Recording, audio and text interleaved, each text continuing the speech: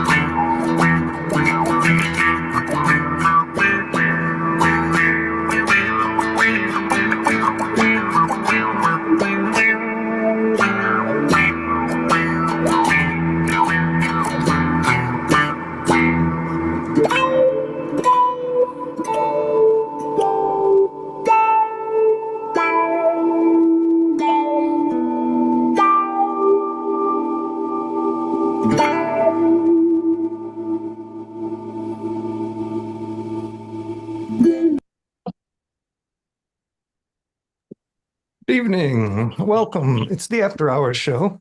I'm Joe in Norway, aka Farm Boy in Norway now for the time being.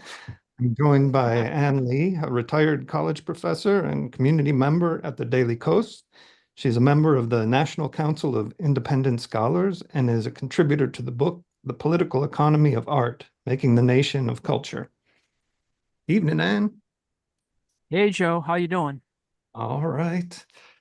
What's for supper? Well, we're gonna try to make another attempt at the unripe green plum jam. Last week we had to put that on pause because we were in a village that had an outbreak of E. coli. So we're back home, and I think the water. We haven't tested the water, but I think I haven't had the shit, so should be all right. There we go. There we go. But I got a number of things to actually make. I better switch my mic here. Hold on a minute. Let's see.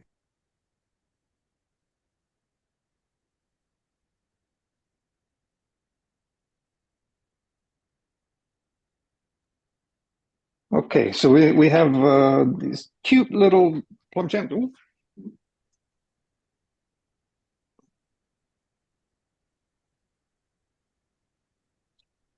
Too many devices. So we were thinning our plums to make way for fatter ones, but we've got such a short growing period here. Looking up at the mountainsides, you see varying shades of green to red to orange and yellows now in the leaves. So getting frost is maybe end of next week. But I have a actual group of friends coming over to say goodbye to us. 10 people to feed over the weekend. So I got food to make. I got like other round things like wild berries, crowberries, and bilberries, I believe. They all look the same, more or less. There's crowberries are the darkest ones. Bilberries are these kind of more opaque blue, and the dark blueberries. Oh, more or less, taste similar. And then we've got some meat eaters coming over, so I was going to make. There you go. We just picked these in the forest. I have lingonberry. It's going to make some nice lingonberry chutney with ginger. Yum. I just had some German rye, sourdough rye that came out of the oven.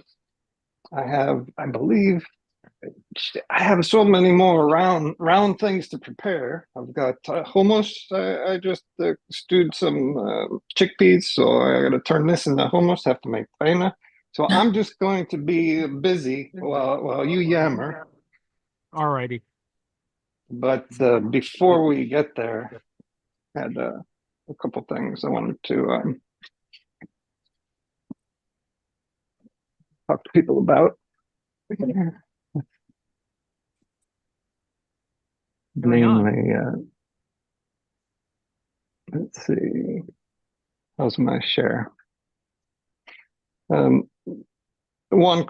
Professor Juan Cole over at Informed Comment had a brief summation of what you didn't hear at the DNC, namely Israeli expulsion decrees, disruption of the last Gaza aid hub, jeopardization of aid workers, and thousands of civilians. Namely the Norwegian Refugee Council. They made a joint statement with about 26 other aid groups, 24 of which have been displaced. In Deir al-Balah, which is in the midpoint of the Gaza Strip, it's one of the last intact areas where they have warehouses and to some degree medical field hospitals set up that are functioning. And the Israelis have given, again, the order to evacuate. So this could spell, well, most likely trigger the destruction of these warehouses, which would further increase the food distribution, aid distribution, vaccination distribution capabilities. It's a worthwhile article to read from the Norwegians. Truth Out pointed to some research that the forensic architecture group does on basically trying to do analysis of footage that they show from damage or incursions by the Israelis. And this I hope this plays properly. Let's see. This is the signature of a new Israeli military corridor built in the Beit Hanun neighborhood east of Gaza City. We have been documenting the clearing of farms and orchards in this area, belonging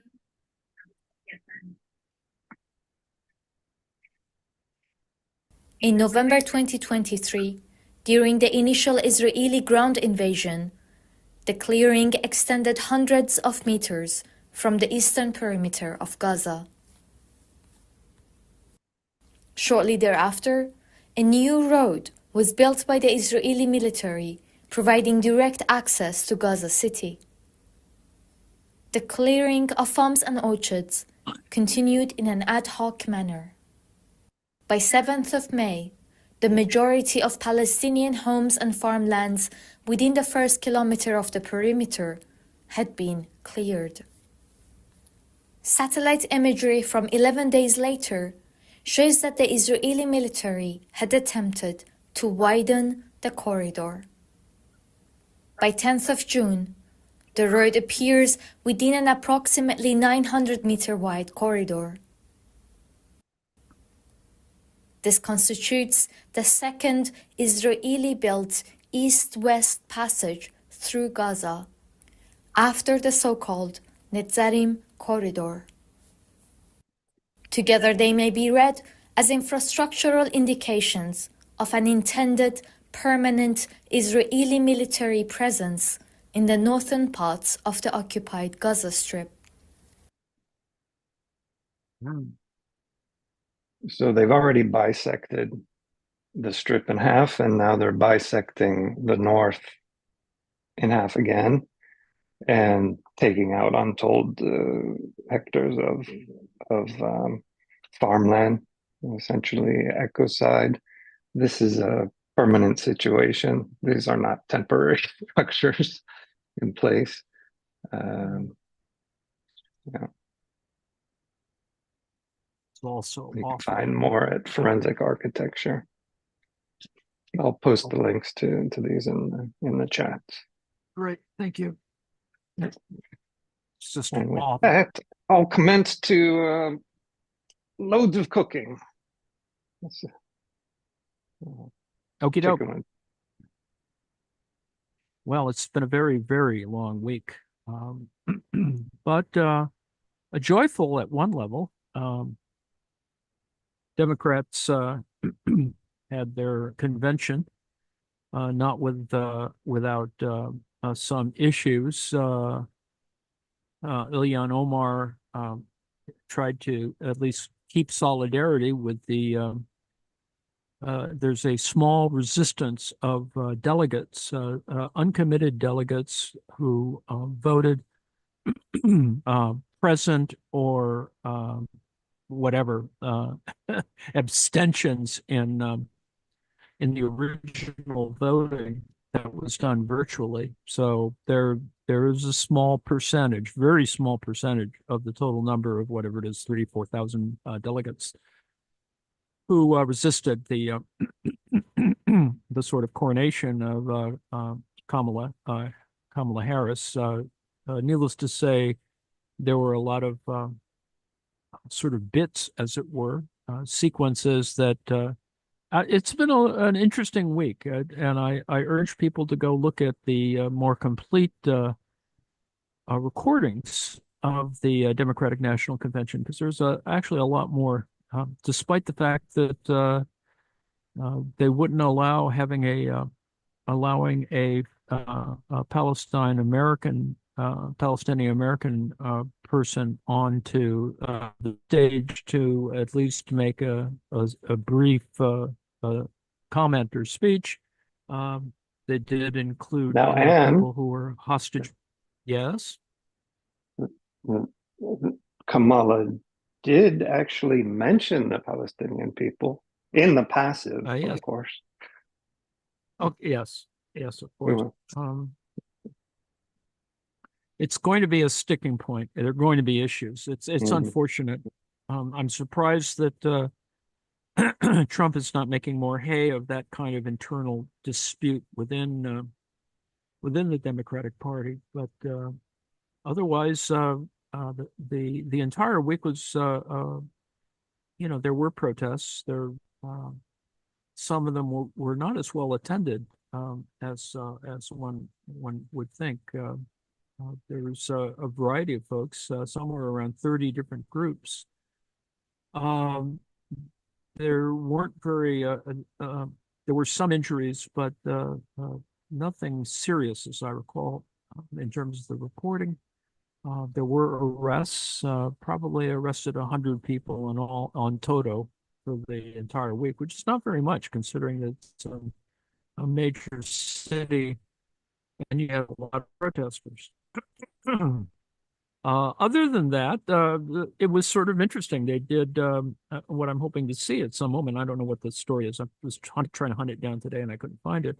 They did a still photo panorama of all the attendees. It was a high def, image that had everyone who was in the United Center in Chicago. So that was sort of an interesting little project because you had to sort of stand still for 20 seconds while the thing was operating. So there were other little interesting little things, giving out little colored hand wristbands to wave about, and certainly plenty of placards. It was a relatively efficient convention, though. I still think it was too long and had to cater to too many different sorts of groups that perhaps shouldn't be there. One of the issues that we discussed in our little pod was the presence of Panetta, the Leon Panetta, the former defense secretary, But my point was that it was sort of appropriate to a section of folks discussing national security, because there is a national security component. Of course, the Kamala Harris's acceptance speech was very much like a State of the Union speech in terms of needing to cover all the essential areas, including national security. In the case of national security, every attending politician, elected Democrat who had been a veteran came up on the stage, which was sort of interesting and nice to see the range of folks who have served. That was useful and interesting. Tammy Duckworth, being the Illinois senator, made some pretty trenchant remarks about Trump. Trump was probably pretty annoyed. He cranked out somewhere between 40 and 50 postings on his little social media platform called Truth Social, and they were just sort of snotty little things. Really not very smart. So he put out lots of things with in all caps that really made a couple of things really made no sense, which was sort of interesting as well. Needless to say, they did all of that. There were the usual things leading up to the way the week was set up was to talk about issues of security, of education, of all of the key issues that the party is emphasizing on different days. So the Obamas spoke on Tuesday, and Bill Clinton made an appearance on Wednesday. Joe Biden was there on Monday. So you had major lights. Jimmy Carter couldn't make it, but his grandson did. Otherwise, there weren't very many protests within the Democratic Party, or they were drowned out.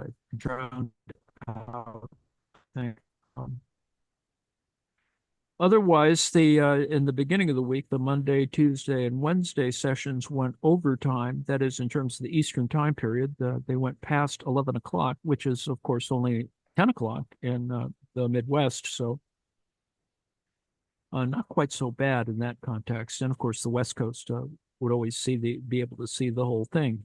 So timing was generally okay, even though, of course, there were folks running over. Bill Clinton, as usual, ran over time. Al Sharpton was there and brought on the Central Park Five, the exonerated Central Park Five. So there was a clear reference to Trump's quite racist activity of the 80s, etc. So there was, I think, all of the usual things, and a very exciting event, actually. It seemed like people were very fired up by the end.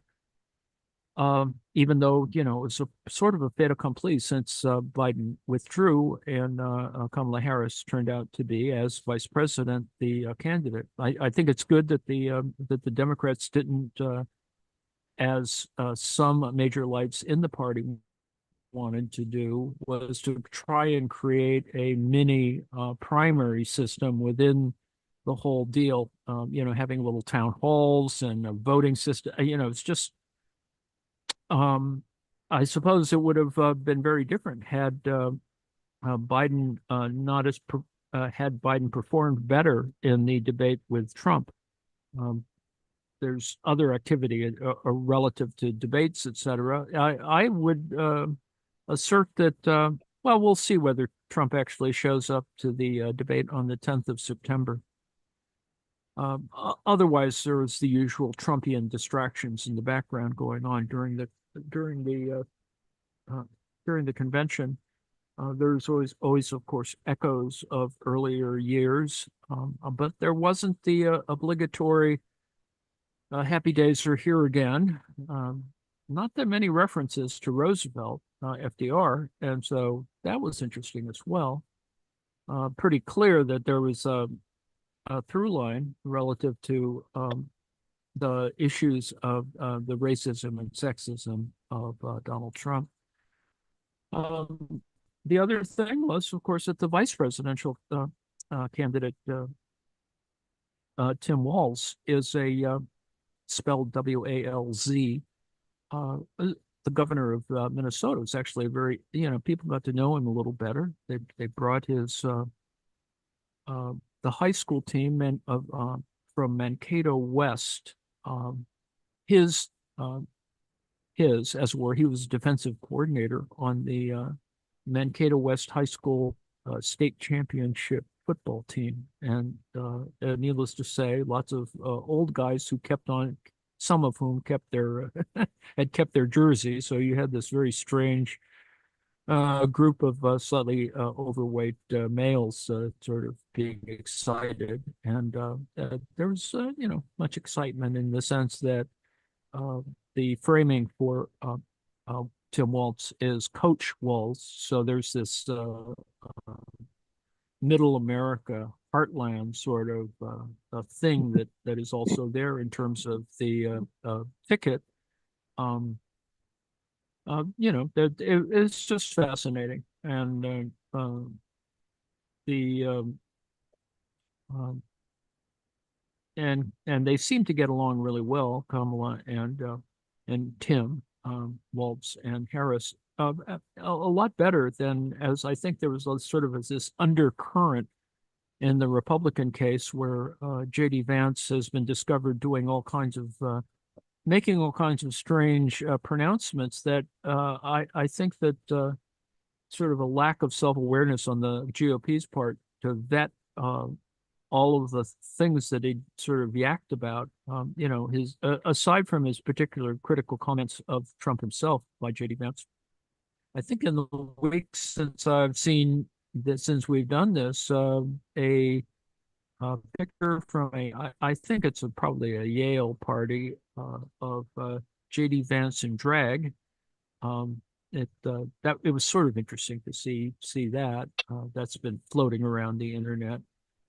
Otherwise, the usual, Trump is appearing more and more unhinged. And is asserting a lot of craziness. He lies all the time now. It's unclear whether he's saying anything true. On the other hand, falsehoods were being generated. The Associated Press did a fact check of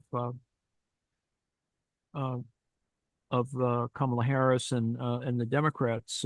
So they're, but clearly not at the same rate. And yes, there were the usual couch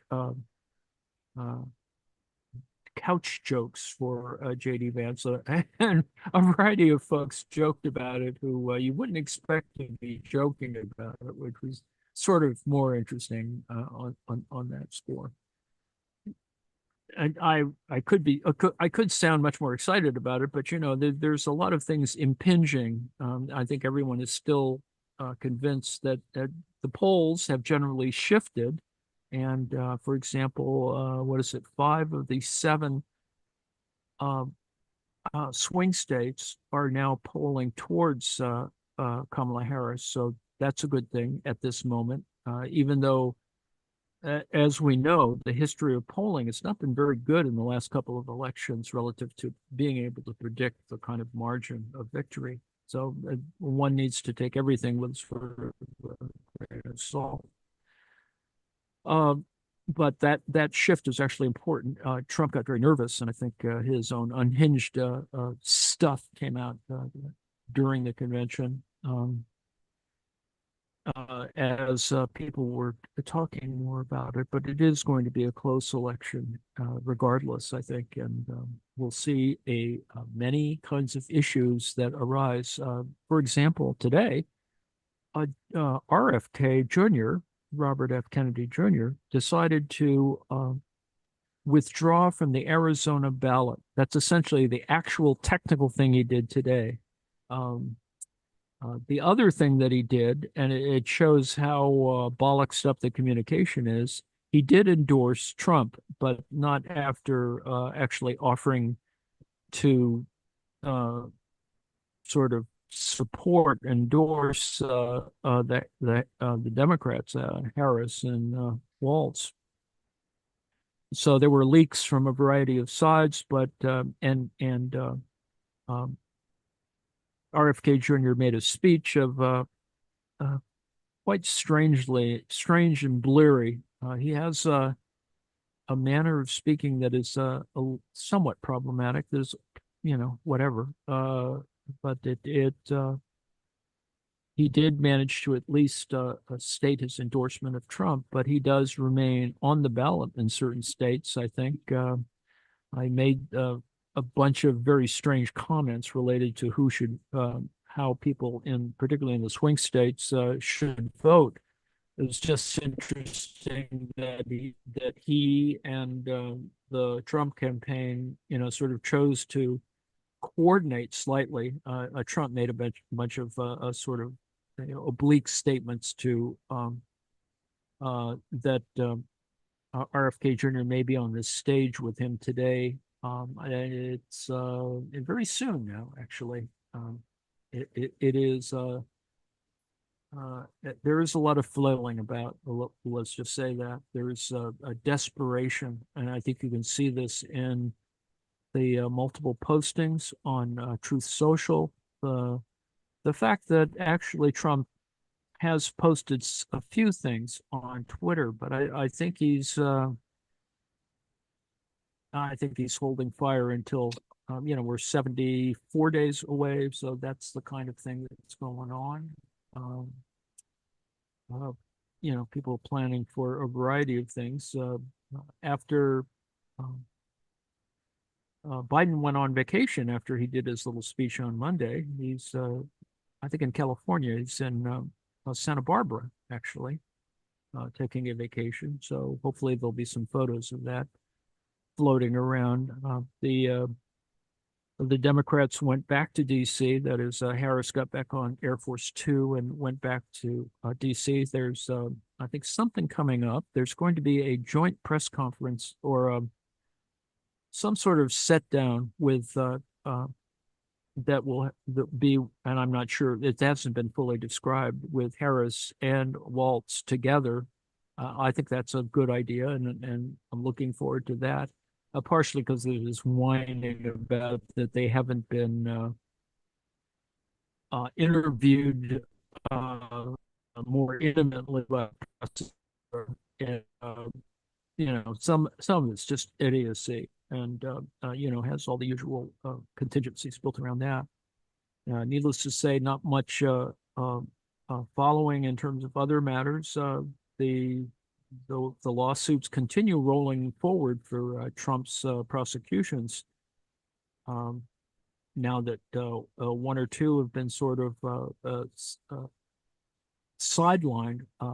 It is true, though, that everything's still on schedule for Trump's sentencing. There's no indication that will get delayed, despite all of the little procedural attempts to try and postpone it or derail it. But I think that he has been convicted. It would be interesting to see what charges evolve from this. More likely probation, I would guess, some kind of probation. He's not going to spend a second behind bars. It's unfortunate. And of course, there's all the other usual background elements of that. It's interesting that I think he posted somewhere that he was going to refuse to read the daily briefings. There's national security briefings that are made for the opposing candidate. That's just pro forma. It's happened for years that the opposing party's presidential candidate will get national defense briefings in the morning. Well, the issue is for Trump is he hated reading the presidential daily briefs, and he usually preferred to have someone explain it to him or provide pictures. Which about that. Is just terrible. I mean, you'd send an aide in there, the aide would describe there's a lot of stuff in the daily brief that needs to be described or read anyway, and he hated reading them. He kind of preferred someone to talk at him, but I think he had trouble staying awake. I think he had all these 2 hour periods called executive time. It is he was just annoyed by it. But so that's interesting. So he claims that he's not reading. He claimed that he was not reading the daily briefs, these daily security briefs, because he didn't want it to conflict with litigation, the other investigations going on at the same time. More specifically, the fact that they're still moving forward with a series of hearings in the DC case, which we're going to see in the coming weeks some interesting presentations of evidence, etc. I think it'll be actually quite fascinating. That there'll be things introduced, even though it's the trial itself hasn't begun. You'll see a lot of preparatory information being released, and I think you'll see at least 1 or 2 bombshells. As I've said, I think hopefully we'll get this sometime in October, which is, I suppose, the Democrats' version of the October surprise. And I would like to see the identity of the pipe bomber revealed. That will be, I think, interesting, if anything else, as it were, a bombshell. So those things are going to happen. We'll see a little bit more about the DC stuff. Trump will have been convicted, and they've emphasized this throughout this week's Democratic National Convention. So we have a lot of that going on. References to Trump, the convicted felon, and enough people are talking about it so that it is a very consistent activity. How's A it man going? of many convictions. Indeed, 34. How's it going, Joe? Oh, I've got the tahina made. I will be mashing. I mixed lemon juice, garlic, tahini, salt, cumin, and yeah, that's it for that. Then we'll throw in some hummus or chickpeas, mash those, and we're done with making hummus.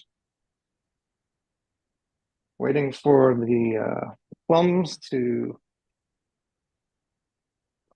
steam open a little bit so I can get we need to fish out all of these tiny little stones. Ah, yes. Cook a little bit more. And we've got the ginger lingonberry all finished up.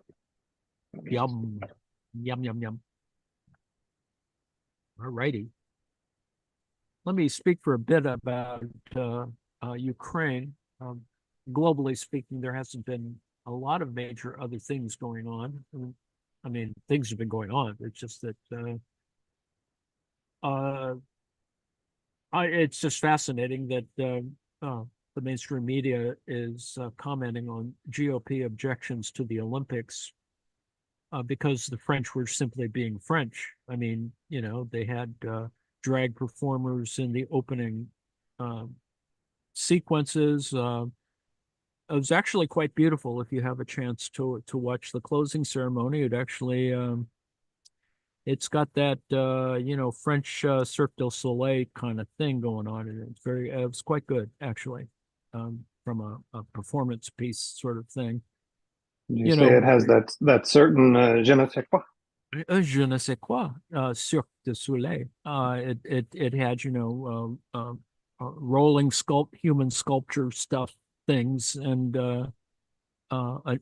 really quite a good narrative. I actually like these large scale spectacles. Not like these large North Korean things where you have everyone kind of doing kind of rigid cheerleader stuff. But they're quite artful, actually. If you have a chance to look at it, it was quite interesting from an abstract point of view.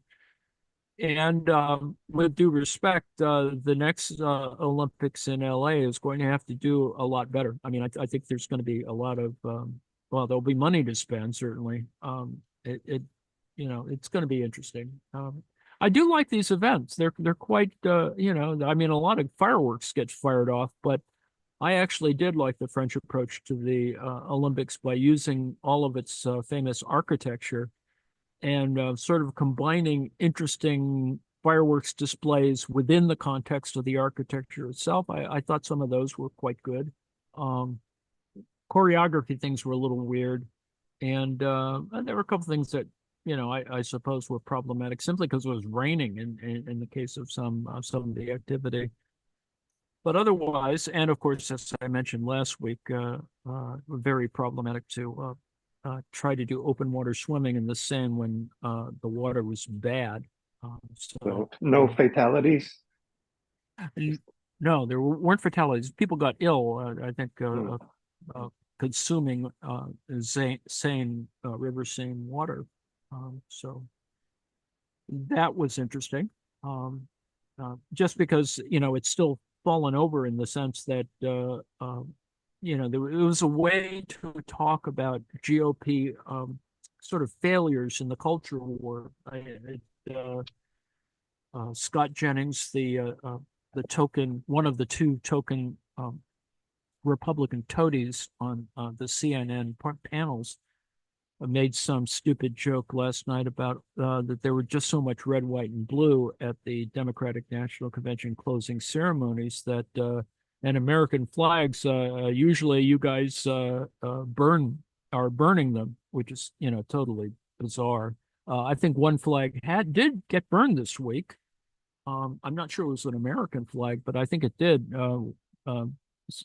So there was a flag burning during one of the demonstrations that got a lot of press, mainly because there wasn't anything else going on. But that's sort of interesting, and the GOP tried to make a lot of hay with it. And no, there was certainly a lot of flag waving and chants of USA. But we also know that the USA chants are meant to drown out, as they did have done in several conventions before, to drown out protesters yelling about a variety of matters. So that was interesting.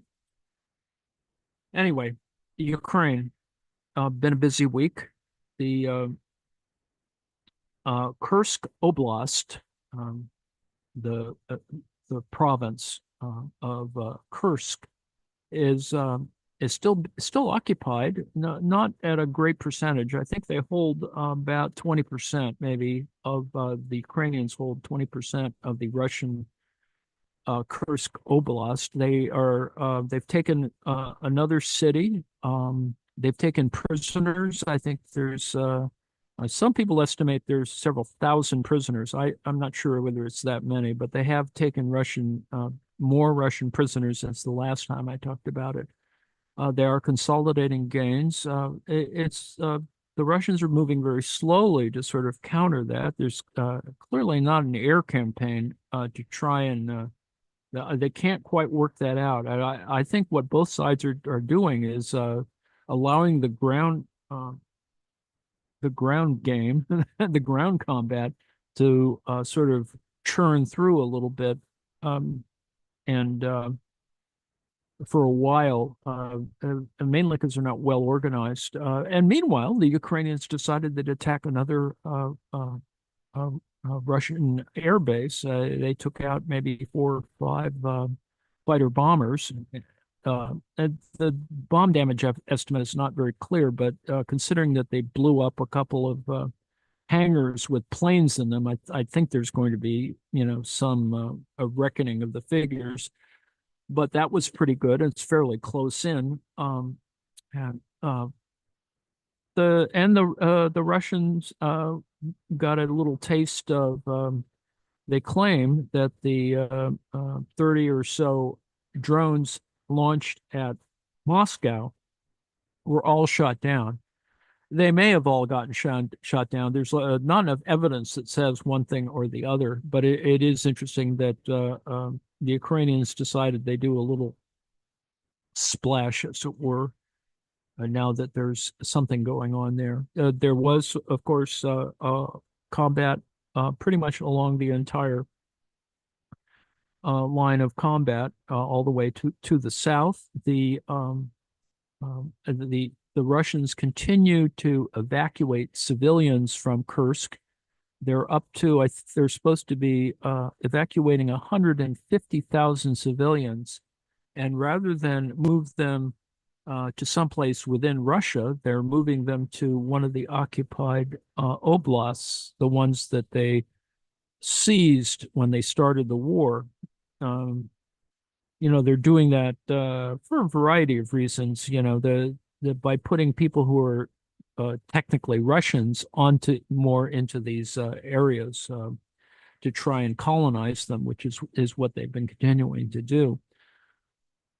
Otherwise, the Ukrainians are firing missiles on one end, and the Russians are firing back. And you have anywhere from 50 to 75 missiles of a wide range from these sort of smaller, slower drones, these Iranian designed drones, to other much larger missiles.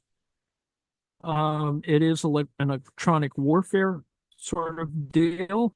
There haven't been any discussions about F-16s flying, but I would assert that they're trying to coordinate all that activity. There have been some transfers. There's going to be, I think, some transfers of other kinds of airplanes. The Swedes have offered Griffins.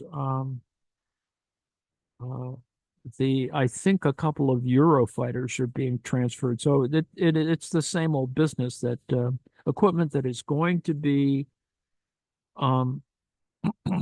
retired winds up in Ukraine. So the Ukraine is going to have all these M113 armored personnel carriers, which they're armored, but not as well armored as the Bradley fighting vehicle, for example. So they're going to have a lot more sort of armored personnel carriers and infantry fighting vehicles.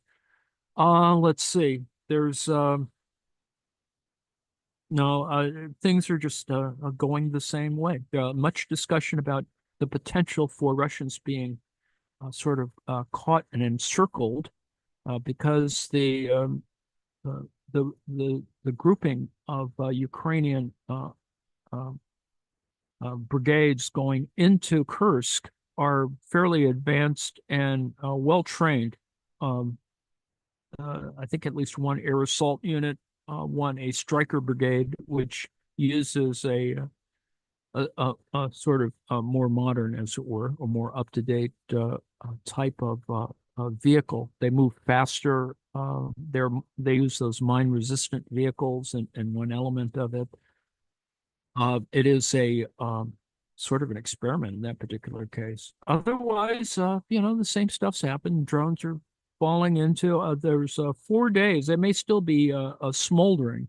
A oil refinery has been burning for 4 days after a Ukrainian drone attack. So there's that. There were a little sort of weird gamesmanship. The guy, what's his name? The head of Chechnya decided that he would show off his new Tesla truck. And that thing that has all the funny angles and it's stainless steel. He decided he would mount a heavy machine gun on it, one of those 12 millimeter ones, and so that it would look like a very modern version of the so-called technical, where you mount a heavy machine gun or something in the bed of a small pickup truck. So and anyway, he decided he'd do the usual thing and show that off. So that was amusing, aside from complimenting Elon Musk. Let's see. It's been an election week, so the coverage on Ukrainian stuff is a little less sparse. 1,000 Russians, anywhere from 1,000 to 1,300 Russians are taken out of the battle. Casualties are KIA every day. Of course, there's no Ukrainian numbers, so you don't really get a sense of what's going on. But usually, and the pattern has been pretty consistent, that it's a kind of 2-to-1 ratio for Russians and Ukrainians. The Russians simply are better trained. Conscripts are still on the battlefield, although they haven't put in their little, the Russians haven't put in their little punishment battalions. That, the idea of a punishment battalion is if you try to retreat or flee, they will kill you, they will shoot at you. So it's an old tactic and not unique, of course, to Russia, but certainly was popular during the Great Patriotic War.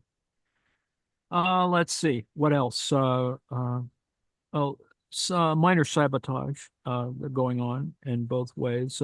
There's some analysis that suggests that the Ukrainian incursion into the Kursk Oblast has and will have an effect on Russian rail traffic, because I think they're close to cutting off one main north-south rail link. So that's going to affect logistics, some logistics for the and the other things continue, of course, the usual kinds of attacks on a variety of strange logistical elements, relays, etc.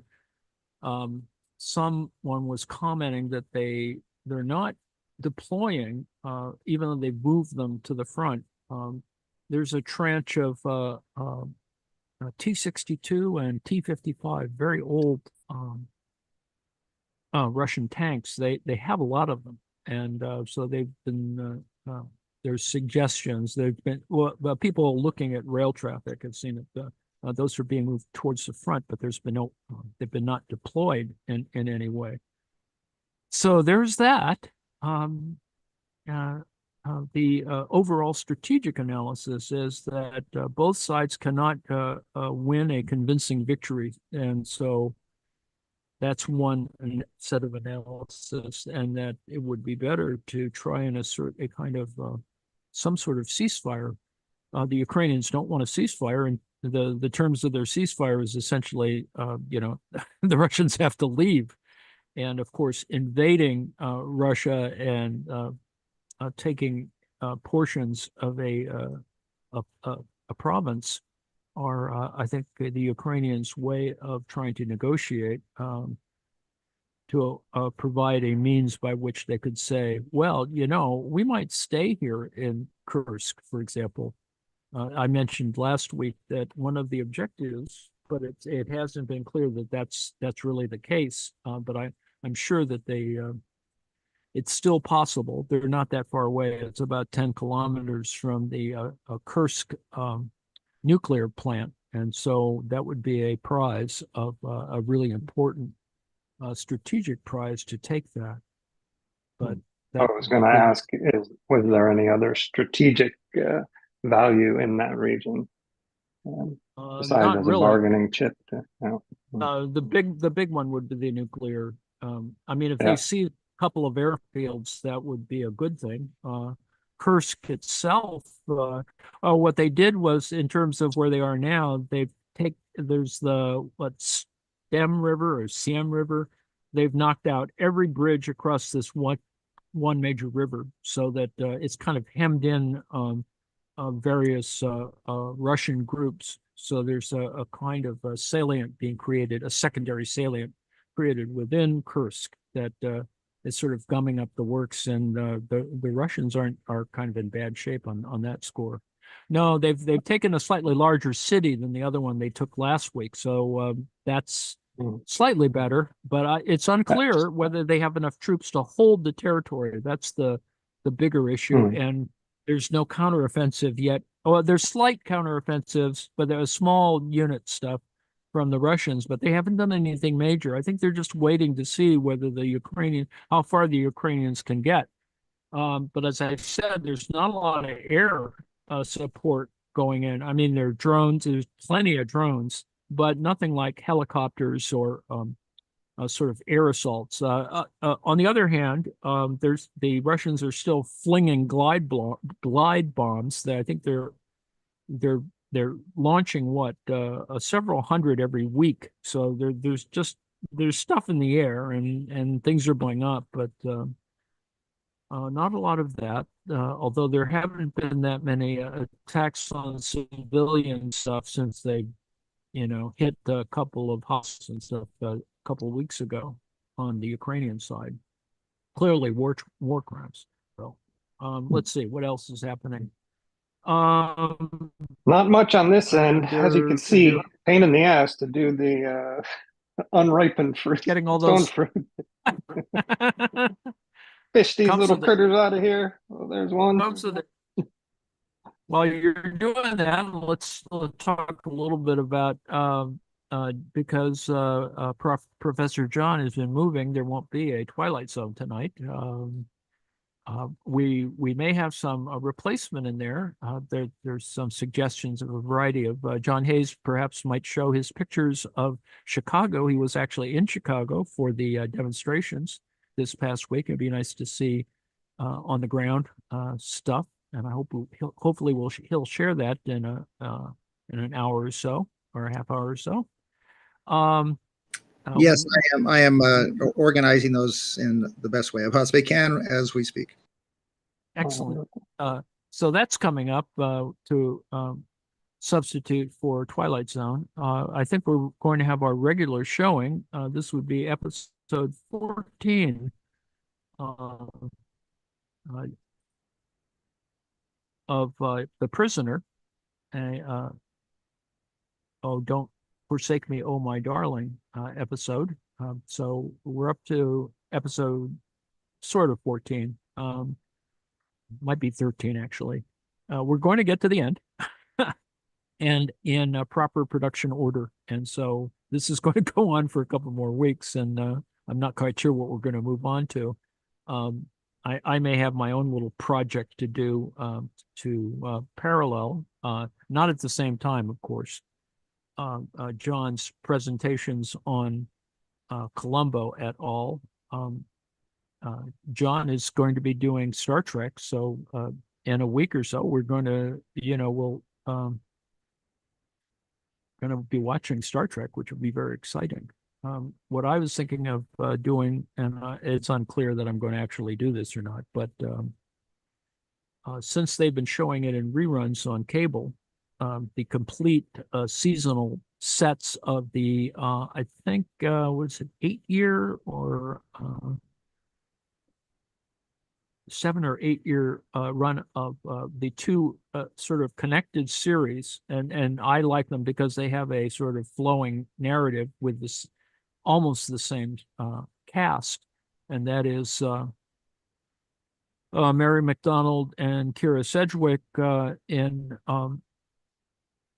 The Closer and Major Crimes, which I find incredibly amusing. It has serious stuff on the one hand, the procedural LA Detective Bureau crime stuff, but it also is actually fairly funny. It's written with lots of good jokes in it, and moves quickly, and it is relatively pleasant. There's no real unpleasant characters, or there is stuff that's quite grotesque for a primetime basic cable program, but there's sufficient number of episodes that will make it hopefully amusing. On other efforts, Rick and Morty is showing an anime series, which I find actually quite interesting. The way that they've the Japanese writers have sort of director and writers have modified the narrative in sort of an interesting way, but I think they haven't pushed the science enough, so it is more anime-like. But it's sort of building in an interesting way. At the present moment, RFK Jr. is endorsing Trump. That's right. At this time period, that's when there was a joint. Trump was doing some sort of thing. I think it's in Arizona. Originally, it was in Las Vegas about an hour or two ago, but I think maybe they're doing this in Arizona. Maybe not. needless to say, there is a Trump Las Vegas, so it's all pretty easy to put people up, etc. Yes, I agree with Sharon in our chat that I frankly think the brainworm should because RFK has in his head a dead brainworm. So well, they say it's dead. Well, who knows? Well, we should elect the brainworm if nothing else. They are in Phoenix. Okay. Because earlier today, Trump was in Las Vegas yammering about really boring stuff. It's just interesting. They're trying to make Trump more boring. That is, he reads details of various things and he sort of acts like he knows what he's doing, but it's barely intelligible. And I think he's just, he's getting tired of doing that. I think he's been. I thought that was just wonk speak. Oh, no. It's just that it's details. Details. That they tested at a couple of days ago. He did an outdoor rally in North Carolina, Asheboro, I think. Not Asheville, but Asheboro. And it was an outdoor thing, and I'd had a couple thousand, kind of standard size, a small Trump rally, and he flew, the Trump jet, in there, did a flyby. He loves doing that on these airports, airport rallies, and they introduced the new bulletproof or bullet resistant box. It's an actual box. It doesn't have a top on it, but it's four sides. Seems to be, I think, 8 feet tall. They're big panels. And Trump tried to do a little stunt because I believe it was a stunt actually. A woman passed out or fell faint, but she managed to position herself in the front row. So Trump didn't have that far to walk. He walked outside of the, I'm sure the Secret Service was just filled with consternation. Stepped outside the box, gave her a hug, made sure that she had whatever. That's about the extent of showing how much Trump cares about stuff. So that's that. Let's see. Other matters. It's just been generally a busy week. There's a threat by Chairman Powell at the Fed to lower interest rates. So they've just been waving their arms about this, but I'm sure there's going to be an interest rate drop. Well, it depends when the quarterly figures are coming out, and that'll be also interesting. Trump keeps yammering about inflation, but the fact of the matter is it's declining. It's on the decline. Crime is on a decline, even though the Trump people keep saying it's awful, that it's awful everywhere, and that migrants are surging over the border and killing people and stuff like that. Well, the fact of the matter is, on average, I think there's been one a year of these fairly terrible little events. They had that one in Georgia, one in, let's see, I can't remember where else. I think one in Texas, whatever. There have been events where actual criminals in the Georgia case, an actual criminal from Venezuela who didn't sneak over the border so much that he sort of lied his way past the border because he has a relative in New York. So, it's fairly normal, but he was a criminal, and then he killed this woman. And Outside of she, Moida, it sounds like he's got some real entrepreneurial spirit. That's kind of the backbone of the American psyche. well, it seems stereotypical in one sense, right? He was. One doesn't know why he was in Georgia, but he clearly was stalking as a target of opportunity early in the morning. A woman doing a college co-ed, as they say, doing her run, and he just jumped her. It was just terrible. But for the GOP, you made a lot of noise about this particular event. The latest ad. There's an ad. Actually, it's probably done by a PAC, a political action committee, that has features 3 recent deaths caused by migrants. Not so recent, actually. As I said, they're few and far between, and of course the contacts, that is the number of interactions, is way down. It's lower than in the Trump period. So regardless of the state of the bipartisan bill that never got passed, that Kamala Harris says she's going to sign when she becomes elected, there actually has been a fairly disciplined approach to the border. Oh, and they did have a sheriff who from the border area in Texas who apparently not very pro-Trump,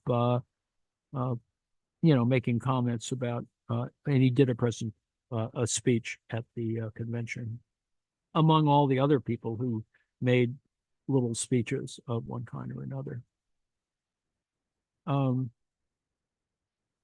Let's see what else. Well, we're reaching the end of our little thing here in terms of time period. Getting ready to get off here. You want to talk about the close of our food stuff here, there, Joe? It's there. It's it's getting smoother. Let's put it that way.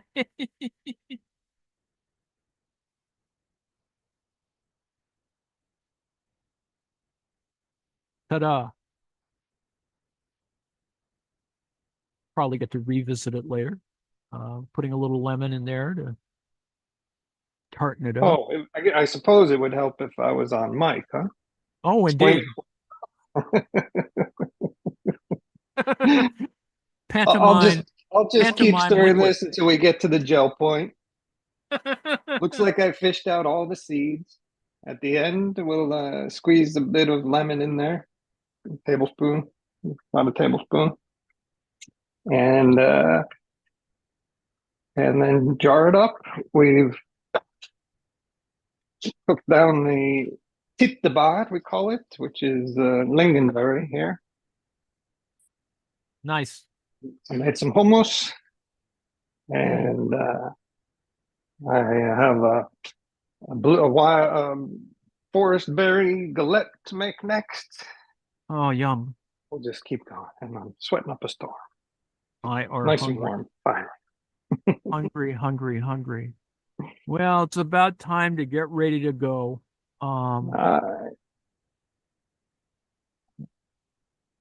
As I said, we're gonna see some pictures, still images, maybe some video from John Hayes's trip to Chicago, and The Prisoner later tonight. There might be Wild Wild West, but I think we're going to get that on Sunday in place of Columbo. Weekly Marks is tomorrow, and we're probably going to sit in on Class Unity on Sunday. There's music in the evenings. Lane checked in a little bit, but then he checked out. I think we're going to have more music. We usually have music later in the evenings on Saturday and Sunday, so those will be there. We're in the kind of we're almost to the end of the silly season, so I think things will be different around Labor Day, but we've got another week or so to make this happen. We'll try and do a lot better next week. So aloha until then.